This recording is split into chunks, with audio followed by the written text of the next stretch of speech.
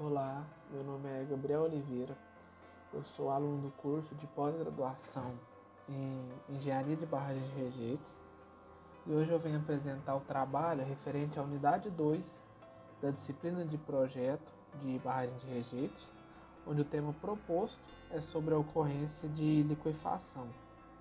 Basicamente foi apresentado dois temas, onde o primeiro fala para apresentar como se dá a ocorrência de liquefação em uma barragem de aterro e o segundo quais as formas de se evitar que essa ruptura ocorra.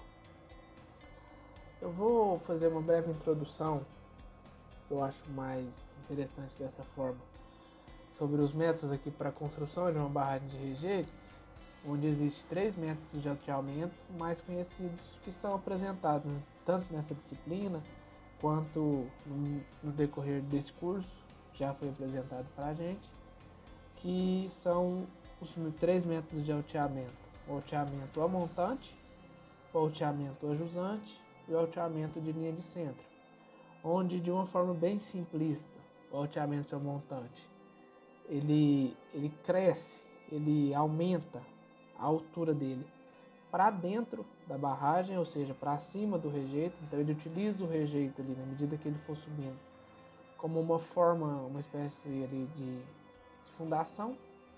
O alteamento a jusante seria teoricamente o contrário, então ele cresce para fora, ele aumenta ali a sua linha de tamanho da barragem.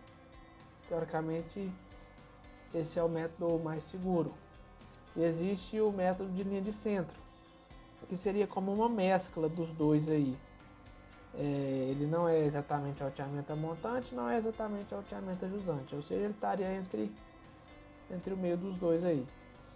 Então, dentre esses 3 métodos, o mais inseguro e o que existe maior probabilidade de ocorrer um rompimento, e no caso desse exercício específico, falando de liquefação, é onde tem maior probabilidade de ocorrer liquefação, é o alteamento a montante.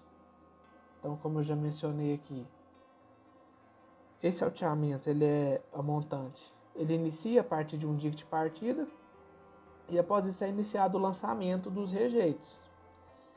E com o lançamento desses rejeitos, né, é feita toda a estrutura ali do reservatório, da barragem, e esses rejeitos eles sedimentam em alguns pontos, ficam algum outro ponto acumulado com água, e próximo ali à face ali da barragem, a face montante da barragem, é formada as chamadas praias ou praias de rejeitos, que com o passar do tempo, essas praias, esses rejeitos, ele vai meio que enrijecendo.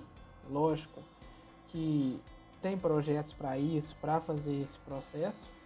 Então esse rejeito ele enrijece e ele se torna uma espécie de fundação para o novo alteamento. Então é utilizado esse rejeito que está ali em contato com a face para fazer o novo alteamento a partir dele. Então por isso, se você for olhar de uma forma assim, não tão técnica, mas de uma forma mais senso comum, esse método vai ser o mais estranho possível. Você vai utilizar ali o rejeito para servir como fundação. Então, a ocorrência de liquefação é um dos grandes causadores de ruptura em barragem de rejeitos. Isso foi até apresentado nessa disciplina, entre as unidades 1 e 2, que principalmente barragens construtivas com esse alteamento a montante. De uma forma bem simplificada, a liquefação ela ocorre da seguinte forma: existe ali o maciço da barragem. Esse maciço possui duas faces: a face de montante, que é a face que está ali em contato direto com o rejeito, e existe a face de jusante. A face de montante ela é a que segura os rejeitos que estão dispostos ali dentro do reservatório, ou seja, todo rejeito que está jogado ali dentro daquele reservatório da barragem, ele está em contato ali com essa face a montante da barragem. E esses rejeitos eles exercem uma força sobre essa face, uma força, um empuxo sobre a estrutura ali então. E essa estrutura é exatamente o que suporta toda essa força exercida ali naquela face ali nos taludes que são criados, na medida que vai alteando ali a barragem. É lógico que essas estruturas, né, elas foram dimensionadas pelos projetistas para suportar essas cargas que são exercidas ali de acordo com o tipo de rejeito que é lançado. Por esse motivo, essa face de montante, que está em contato direto com os rejeitos, ela deve ser a mais, assim, vamos dizer, impermeável possível. Pois se essa face deixa de ser impermeável, começa a infiltrar a água ali na face do material, na face ali do barramento, no caso. E de uma forma assim, simples, as partículas que estão ali sólidas, então, que foram compactadas na medida que foi alteado, provavelmente foram ensaiadas para ter aquele controle tecnológico ali. Essas partículas elas estão ali coesas.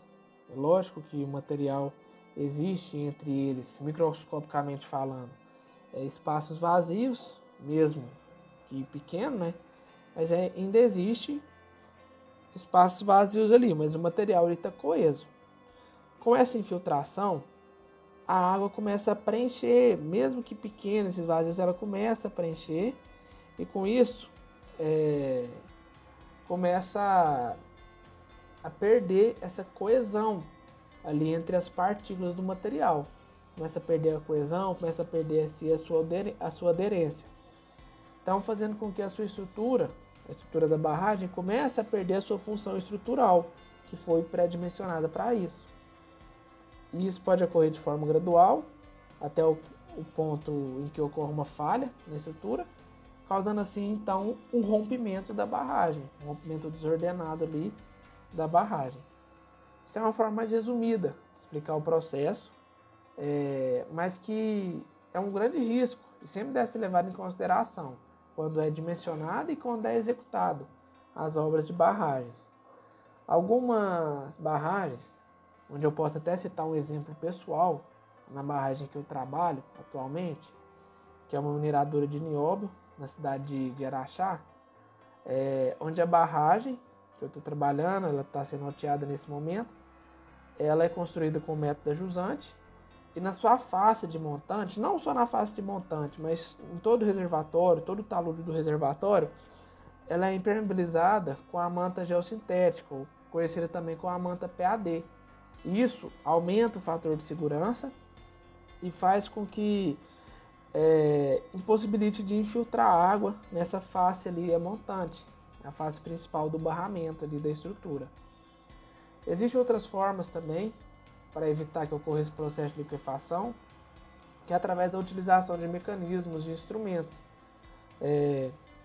Só que tem que realizar medição constante, né? São, no caso aí, o estudo das instrumentações.